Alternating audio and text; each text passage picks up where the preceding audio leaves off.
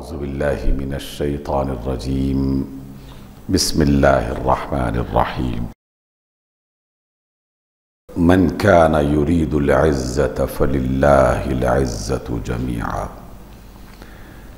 इलैहि यसअदुल कलिमुत तय्यिब वल अमलुस सालिहु यरफ़अहु वल्लज़ीना यमकुरूनस सय्यिआत लहुम अज़ाबुन शदीद व मक्रु उलाइका हुवा यबूर। सदक़ल्लाहु मौलाना अज़ीम। सामीन इकरामी, ये सूरत फातिर है, कुरान मजीद का 35वां सूरा है और इसकी आयत नंबर 10 आपके सामने तिलावत की गई है।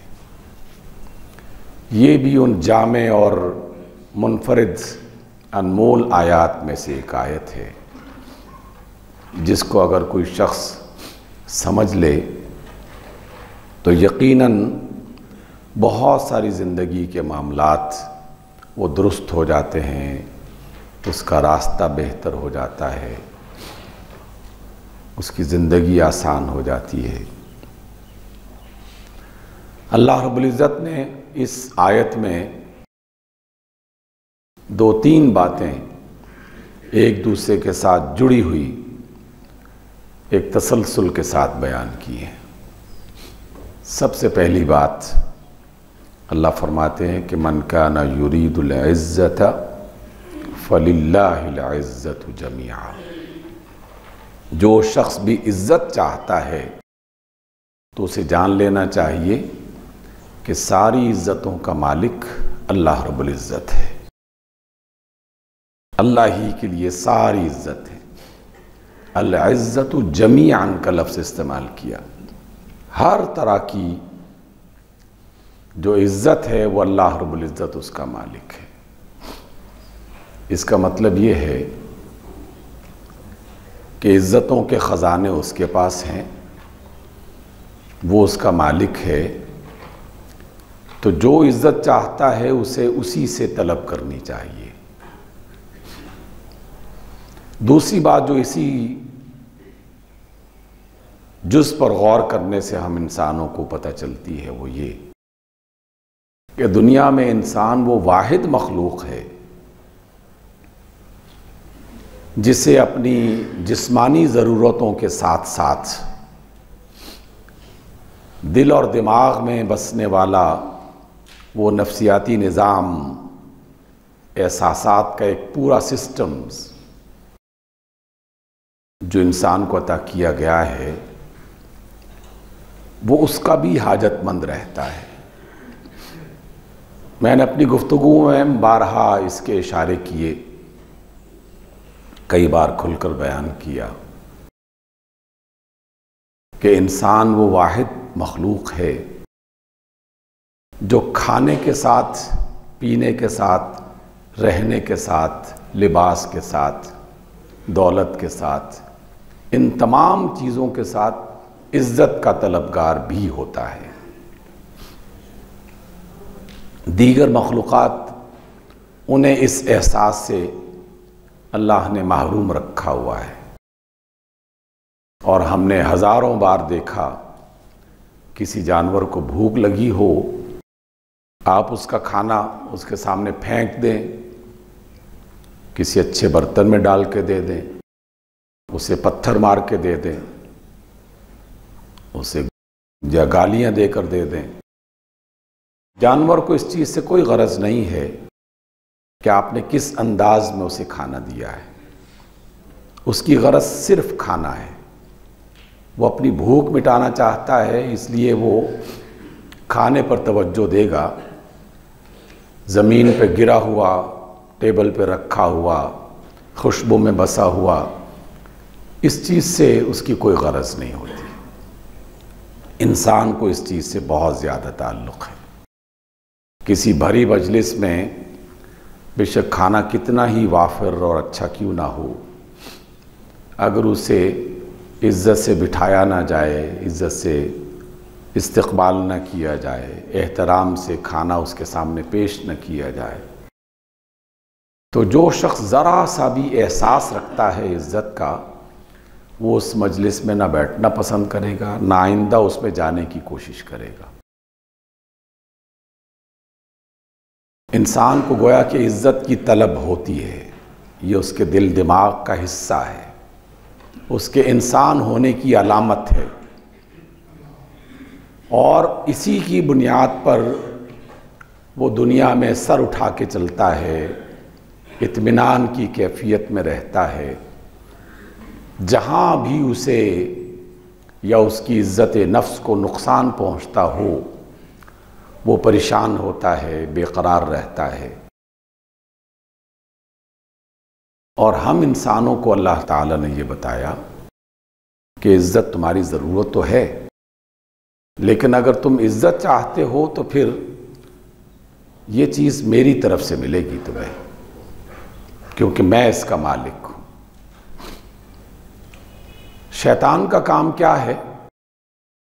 शैतान इंसान को धोखे और फरेब में मुब्तला करता है, और इस धोखे और फरेब के ज़रिए से वो अपनी चालें चलाता है। इंसान के दिमाग में और उसके दिल में ये बात डालता है कि तुम्हारी बड़ी इज्जत है, कितने लाखों लोग तुम्हें जानते हैं, कितने हज़ारों लोग तुमसे वाकिफ़ हैं। तो वो अपनी वाकफ़ियत को इज़्ज़त समझने लगता है। हालांकि उसके लिए तमाम ज़बानों में और उर्दू ज़बान में भी, अरबी में भी जो लफ्ज़ इस्तेमाल होता है वो शोहरत है।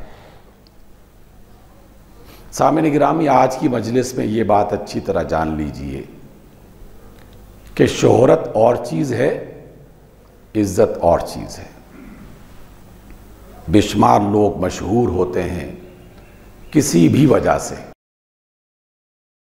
लेकिन ज़रूरी नहीं है कि वो मोहतरम भी हों, वो मुअज़्ज़ज़ भी हों।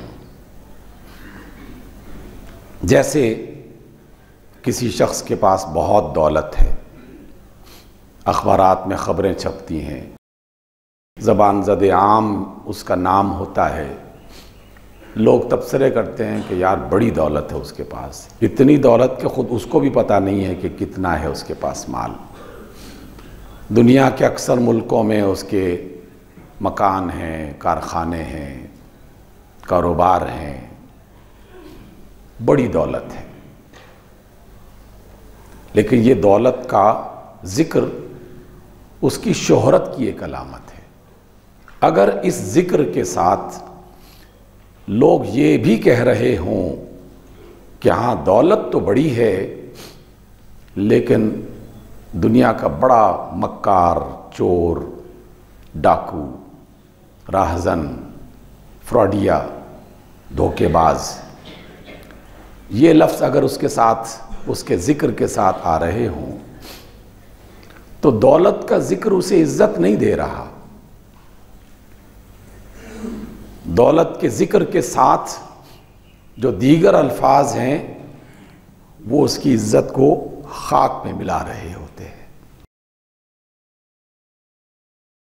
अगर किसी के पास ताकत बहुत ज़्यादा है, लश्करों का मालिक है, अफरादी क़ुव्वत बहुत ज़्यादा है उसके पास, और शैतान उसके दिल में ये गुमान पैदा कर देता है कि तुम्हारी बड़ी इज़्ज़त है, तो ये गलत फहमी शैतान उसके दिल में डालता है। दुनिया के मशहूर ताकतवर लोगों में से एक शख्स फ़िरऔन भी था।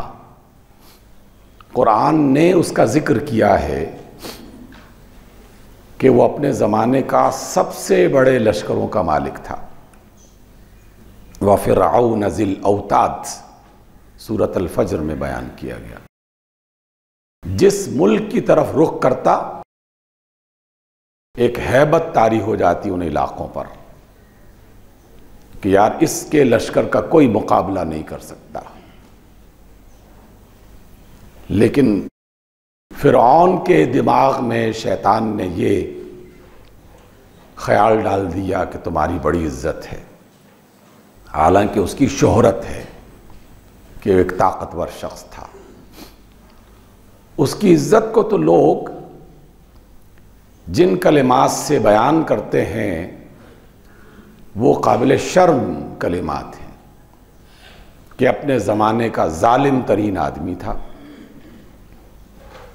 मगरूर तरीन आदमी था, घमंडी था, इतना ज़्यादा जालिम कि आज के इस दौर में अगर कोई शख्स उसका मुवाजना करना चाहे तो मुश्किल हो जाए।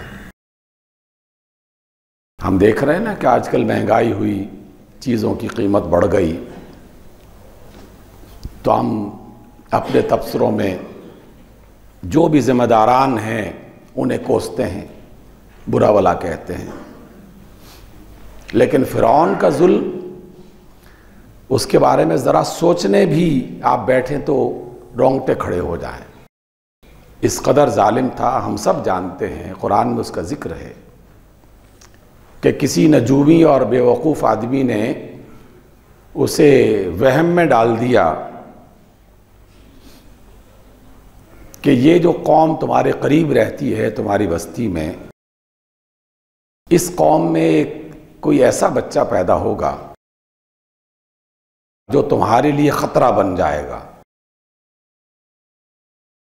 तुम्हारे इक़्तिदार को नुकसान पहुंचाएगा। उस शख्स ने अपने ताकत के बलबूते पर यह ऐलान जारी कर दिया कि इस पूरी बस्ती में जिसके यहाँ भी बेटा पैदा हो जाके पकड़ो और कत्ल कर दो।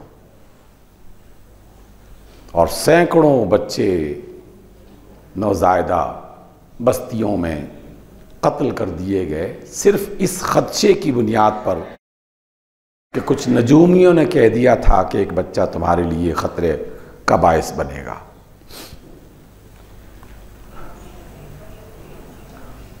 तो दुनिया में ऐसा जुल्म भी रहा है, लेकिन फ़िरौन एक मशहूर आदमी था, मुअज़्ज़ज़ आदमी कभी नहीं था। चंगेज़ खान एक मशहूर आदमी था, मशरिक़ से मगरिब तक हज़ारों मीलों पर उसके लश्कर चले, बस्तियों की बस्तियां उसने ताराज कर दी, लोगों को कत्ल करके उनके सरों के मीनार बना दिए। उस ज़माने के चंगेज़ खान की भी शोहरत है और आज के ज़माने के चंगेज़ खान की भी शोहरत है। यार, इस मुल्क के साथ दोस्ती बना के रखो। इसने बगदाद बर्बाद कर दिया है, इराक़ बर्बाद कर दिया है, अफ़गानिस्तान बर्बाद कर दिया था। कई मुल्कों में ये अपने फ़ौजें भेज सकता है। इसके बहरी बेड़े दुनिया के हर बड़े समंदर में और छोटे दरिया में मौजूद हैं। जिसकी पास बड़ी ताकत है, इससे डर के रहो। ये शोहरत है, इज़्ज़त नहीं है। और अल्लाह रब्बुल इज़्ज़त हमें सिखा रहे हैं कि लोगों, अगर तुम इज़्ज़त चाहते हो तो फिर अल्लाह से अपना ताल्लुक़ कायम करो, उसके रसूल सल्लल्लाहु अलैहि वसल्लम से वाबस्ता हो जाओ, क्योंकि इज़्ज़तों का मालिक वो है। मन काना युरीदुल इज़्ज़त फलिल्लाहिल इज़्ज़तु जमीअन। ये इज़्ज़त अल्लाह ताला अपने बनाए हुए निज़ाम और सिस्टम के मुताबिक लोगों में तकसीम करता है, और इस तरह तकसीम करता है कि उस बंदे को पता भी नहीं होता और लोग उसका नाम बड़े इज़्ज़त और एहतराम से ले रहे होते हैं, उसके लिए दुआएं कर रहे होते हैं, उसकी तरफ से सदका दे रहे होते हैं, अपनी गलियों बाज़ारों के नाम उसके नाम पर रखते हैं, अपने बच्चों के नाम उसके नाम पर रखते हैं। अल्लाह ताला उनके दिलों में इस शख्स की मोहब्बत डाल देता है, चाहे वो गरीब सा आदमी क्यों ना हो। जानते हैं, इस्लामी दुनिया में कई हज़ार अफराद ऐसे होंगे जिनका नाम बिलाल रखा गया। क्यों रखा गया? कि लोग दिलो जान से बिलाल रज़ियल्लाहु ताला अन्हु की इज़्ज़त करते हैं। स्टेटस क्या था? कुछ भी नहीं, न दौलत, न शक्ल शबाहत, न इख्तियार, न इक़्तिदार, न इल्म। इल्म के एतबार से सिर्फ ये बात कहूँगा कि वो न मुफस्सिर थे, न मुहद्दिस थे, न फ़लसफ़ी थे, न शायर थे, न अदीब थे। वैसे जो इल्म अल्लाह ने उसे अता किया वो जो कहा जाता है ना कि एक बात समझ में आ गई और सारी दुनिया के मकामात उसने हिकमत के, दानाई के तय कर लिए। उसे इस बात का पता चल गया कि इस कायनात का मालिक अल्लाह है और अल्लाह का नाम अहद है। तो उसने इस अहद का नारा तपती रेत पर लगा के और सख्त चट्टानों के नीचे बैठकर उसने अहद का नारा लगाया और अपने रसूल सल्लल्लाहु अलैहि वसल्लम के दामन को नहीं छोड़ा। अल्लाह ने उसे इज्जत दी। आपको याद होगा यकीनन, कई बार हमने सुनाया, मेराज के मौके पर जन्नत में गए रसूलुल्लाह सल्लल्लाहु अलैहि वसल्लम, उन्हें विज़िट करवाया गया कि यहाँ ये मकाम है आपका, आपकी उम्मत का, मेरे मानने वालों का। एक रिवायत में है कि रसूलुल्लाह ने फरमाया, ऐ बिलाल, मैं जन्नत में गया था और तुम्हारे कदमों की आवाज़ मुझे वहाँ पे सुनाई दी थी। मन काना युरीदुल इज़्ज़त फलिल्लाहिल इज़्ज़तु जमीअन। उसकी इज़्ज़त अल्लाह ताला बढ़ा देता है, ज़मीन व आसमान में फैला देता है। उसका तारुफ, उसका नेटवर्क बहुत अजीम शान है अल्लाह ताला का। चरिंद परिंद भी ऐसे लोगों की इज्जत करने लगते हैं। नबातात में भी उसका जिक्र अल्लाह ताला पहुंचा देता है। फलिल्लाहिल इज़्ज़तु जमीअन। हम किस धोखे में पड़े हुए हैं कि इज्जतों की तलाश में लोगों की जिंदगी अजीरन कर दें और 35 करोड़ की गाड़ी में बैठकर इशारे बंद करवा के सड़कों पर ट्रैफिक ब्लॉक करवा के गुजरें और ये समझें कि हमारी बड़ी इज्जत है। खाक इज्जत है। किनारों पर खड़े हुए लोग उसे गालियां दे रहे होते हैं, दिल में बद्दुआएं दे रहे होते हैं। बेवकूफ़ लोग अपनी शोहरत को इज्जत समझ रहे होते हैं। इज्जत में और शोहरत में फ़र्क करना सीखें। मशहूर होना आसान बात है, मुअज़्ज़ज़ होने के लिए इंसान को अपना किरदार पेश करना पड़ता है। अल्लाह ताला उसके किरदार की बिना पर उसका नाम अपनी मखलूक में मुअज़्ज़ज़ कर देता है। इसलिए अल्लाह ने फरमाया, मन काना युरीदुल इज़्ज़त फलिल्लाहिल इज़्ज़तु जमीअन। दूसरी बात, अल्लाह ने अपना तारुफ खुद फरमाया कि इज़्ज़तें मेरी हैं, मैं इसका मालिक हूँ। और इलैहि यस्अदुल कलिमुत तय्यिब। हर पाकीज़ा कलिमा उसी की तरफ बुलंद होता है। इन पाकीज़ा कलिमात को चाहे वो चंद ही क्यों ना हो, सामिन गिरामी, मेरी गुजारिश होगी कि इन कलिमात पर गौर करके फिर इन्हें अदा किया करें, तो आपको इसका असल फ्लेवर पता चलेगा, इसका असल मज़ा जो है इन कलिमात का तब पता चलेगा। मसलन आपने और हमने अल्लाह अकबर कहा और हम अल्लाह अकबर कहते हैं और अल्लाह को ये कलिमा बहुत पसंद है। इस कदर पसंद है कि 20 मरतबा हर रोज़ हमारी ज़बान से कहलवाता है। कायनात में तो हर मखलूक कह ही रही है कि वो अल्लाह अकबर, कि वही बड़ा है। उसे अपनी बड़ाई सुनना बहुत पसंद है और इसी वजह से उसने ये कलिमा किसी इंसान के लिए पसंद नहीं किया, बल्कि इसको मना कर दिया। जिसने ये समझा कि मैं बहुत बड़ा हूँ, रसूलुल्लाह फरमाते हैं कि अल्लाह ताला उसे जलील करके रख देता है। इज्जतें उसके पास हैं, तो जो अल्लाह अकबर कहे उसे जान लेना चाहिए कि दुनिया में सारी बड़ाइयों का मालिक वही है। जिसने सुबहान अल्लाह कह दिया तो जानते हैं सुबहान अल्लाह का माना क्या है। हम आम तौर पर तर्जमा करते हैं कि अल्लाह पाक है। ये तर्जमा नाक़िस है, गैर मुकम्मल है। इसका मुकम्मल तर्जमा ये बनता है कि अल्लाह ताला का जो काम भी उसने किया, जो काम भी वो करता है, जो बात भी उसने कही, जो बात भी वो कहता है, वो हर ऐब से पाक है, हर खामी से पाक है, हर कोताही से पाक है, हर झूठ से पाक है। अल्लाह ताला की हर बात, अल्लाह ताला का हर काम और अल्लाह ताला की हर सिफत हर किस्म के ऐब से पाक है। तो जब हर ऐब से पाक है तो फिर उसने जो कहा अच्छा ही कहा है, सच ही कहा है। तो जो अच्छे और सच्चे को नहीं मानता और झूठों की बात पर एतबार करता है और उनकी बातों के पीछे चलता है, वो सुबहान अल्लाह नहीं कह रहा, चाहे दिन रात वो तस्बीह में सुबहान अल्लाह कर रहा है। सुबहान अल्लाह उसके रवैये से पता चले, उसके काम से पता चले, उसके किरदार से पता चले, उसके यकीन से पता चले कि उसने अल्लाह की बात सुनी और यकीन कर लिया कि मेरे रब की बात है तो बस यही सच्ची है।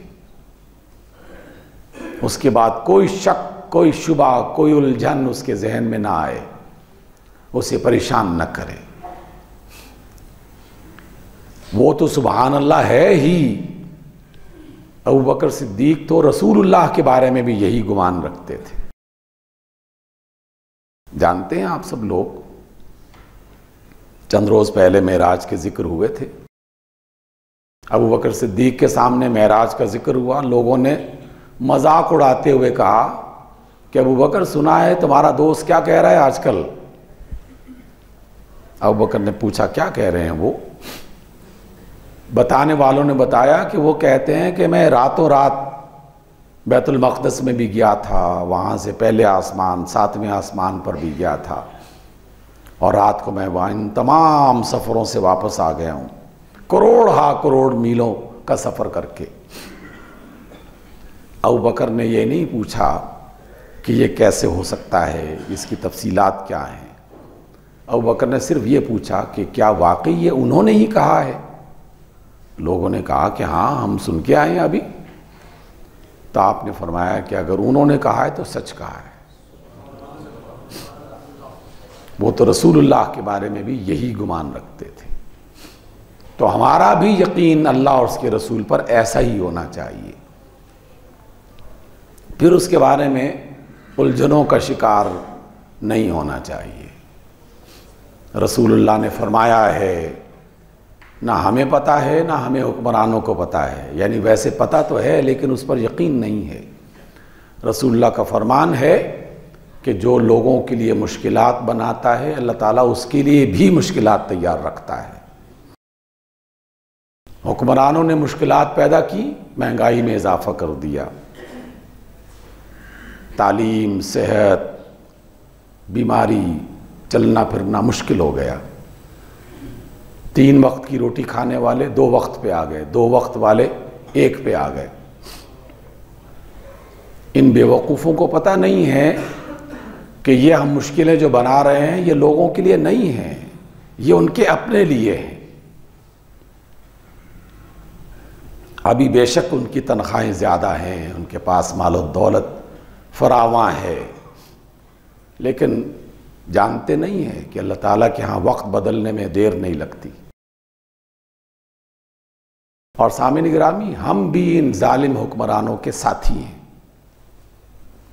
महंगाई सिर्फ वो नहीं कर रहे, हम में से भी हर शख्स अपने अपने ज़र्फ के मुताबिक उसका हिस्सेदार बन रहा है।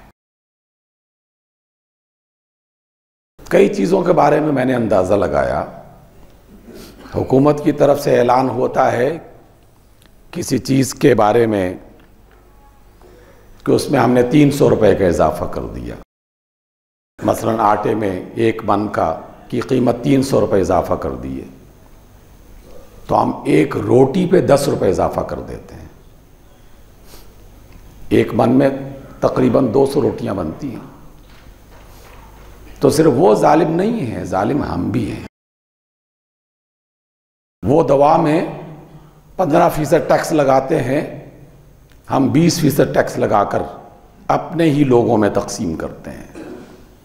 ये गुमान करते हैं और ये कहते हैं बाकायदा कि जनाब सारे लुटदे पहने, मैं क्यों ना इंदे चीज़ पाऊँ। तो क्या उनका यकीन अल्लाह पर है? हमारा भी नहीं है। हम इस मुसीबत में हिस्सेदार बन रहे हैं और जान लेना चाहिए कि रसूलुल्लाह सल्लल्लाहु अलैहि वसल्लम का फरमान है, जो लोगों की ज़िंदगी को तंग करता है अल्लाह ताला उसे तंग कर देता है। उसके अंदाज तंग करने के अलग है, वक्त, जगह, तरीक़ा, इसका फैसला वो खुद करता है, लेकिन तंग कर देता है। वो भी ऐसा तंग करता है कि वक्त का नमरूद अपने सर पे जूते लगवाता है ताकि मच्छर की तकलीफ से बच सके। ऐसा तंग करता है कि कारून अपने खजानों समेत जमीन में धंसा दिया जाता है, औलाद नाफरमान हो जाती है, अपाहज लोगों के साथ जिंदगी बसर करने पर मजबूर हो जाता है, जिंदगी की सांसें तंग हो जाती हैं, कोई दवा और ग़िज़ा मुंह में डाल नहीं सकता, आर्टिफिशियल तरीक़ों से एक मेडिकल बेमज़ा बेलज़्ज़त ज़िंदगी बसर करता है। तंग करने के उसके पास हज़ारों तरीक़े हैं।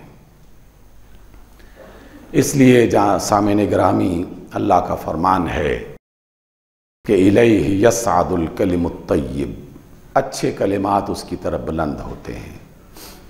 लेकिन ये कलिमात अदा करने के साथ साथ अल्लाह ने आखिरी बात बताई, ये तीसरी वाली, कि वल अमलुस्सालिहु यरफ़अहु, कि अच्छे कलिमात को अल्लाह के अर्श तक पहुँचाने के लिए अच्छा किरदार मदद करता है, अच्छे अमल उसको बुलंदी की तरफ लेके जाते हैं। आजकल की साइंस की दुनिया में आप सब लोग जानते हैं, रॉकेट ईजाद किया इंसान ने, मिसाइल ईजाद किया। मिसाइल खुद नहीं चलता, उस मिसाइल के नीचे एक बॉक्स होता है ईंधन से भरा हुआ, एनर्जी से भरा हुआ, उसको आग लगाई जाती है। जब वो बॉक्स जलता है और उसकी एनर्जी की ताकत वो उस मिसाइल को अपने ठिकाने तक पहुंचाती है। तो मेरा सुबहान अल्लाह कहना वहां नहीं पहुंचता, मेरे सुबहान अल्लाह के पीछे मेरा लोगों के साथ बर्ताव, नेकी का कोई अमल, वो उसको ऊपर पहुंचाता है। जभी तो अल्लाह के रसूल ने फरमाया कि अल्लाह से मदद तलब करना चाहते हो तो दुआ से पहले सदका कर दिया करो। सदका ईंधन है, दुआ को वहां पहुंचाने का जरिया है। तो जो भी हम दुआएं पढ़ें, जो भी अच्छे कलिमात अल्लाह की तारीफ और हम्द में बयान करें, इन अच्छे कलिमात के पीछे हमारा अच्छा अमल शामिल हो जाए तो ये कलिमात अल्लाह तक पहुँचते हैं और अल्लाह उन्हें सुनता भी है, कबूल भी करता है, मंजूर भी करता है। लेकिन अल्लाह ताला पर एक भरोसा ज़रूर रखिए कि उसने पूरा तो करना ही है अपना वादा, लेकिन उस पर वक्त और तरीक़ा अपनी तरफ से लागू ना करें। हम ये ना कहें कि ये अभी होना चाहिए और इसी तरह होना चाहिए। ज़्यादा बेहतर है कि जिसके पास ज़्यादा इल्म है फैसला उसे करने दें, और हमारा ईमान है कि अल्लाह के पास ज़्यादा इल्म है। जो आज मैं तलब कर रहा हूँ, आज मुझे नहीं मिल रहा, तो अपने अल्लाह को दरख्वास्त भेज दें, सदका भी कर दें, अच्छे काम भी कर दें, फिर एतमाद करें उस पर कि अल्लाह हमने दरख्वास्त भेज दी आपकी तरफ, और जो तूने उसका प्रोसेस बताया है वो भी हमने इख्तियार कर लिया, अब बस तेरी मर्ज़ी है, तू कब कबूल करता है, कैसे कबूल करता है, हम तेरी रज़ा पे राज़ी हैं। अल्लाह के रसूल का फरमान है और अक्सर ये दुआ पढ़ा करते थे, रज़ीतु बिल्लाहि रब्बन, मैं अपने अल्लाह के रब होने पर राज़ी हूँ। अपने अल्लाह के रब होने पर राज़ी हो जाइए, यकीनन वो आपको राज़ी कर देगा।